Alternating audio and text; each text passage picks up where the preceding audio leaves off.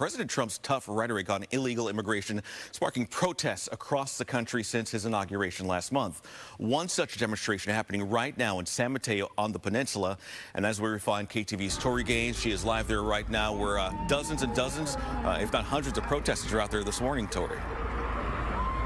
Good morning, Andre. There are certainly over 100 protesters joining in this march in support of immigration rights here in this country. You can hear them. They are loud. They are proud. We're almost 3 miles into this march, which started at San Mateo City Hall. We are now in downtown Burlingame. You can hear these folks chanting "Si se puede." This is a young and energized crowd. Now, this rally was organized by a group of 4 young women with rights over borders. We spoke with one of them this morning. Here's what she had to say.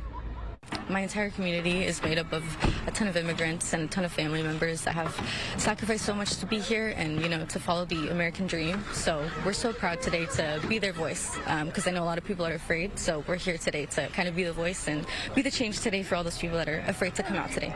To make sure that Now, we also want to take a closer look at the numbers just about a month into President Trump's second term. According to a report from Axios, the deportation since the inauguration, according to Trump's border czar, Tom Homan, he says about 14,000 immigrants were arrested during the first few weeks of Trump's second term in office. Some of those arrests taking place right here in the Bay Area. Homan says most of those arrested had criminal histories, but that was not clarified. We do know from the White House press secretary's comments that this administration considers all undocumented immigrants to be criminals. Now, Trump's deportations over the past month appear to be lacking behind those of former President Joe Biden during his final month in office.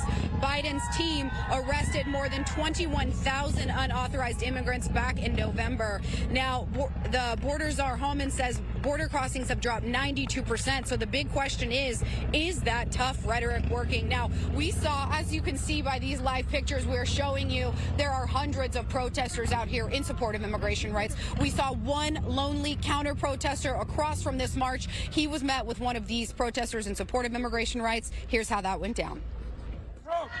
Trump. Can you tell me why it's important for you to be here today?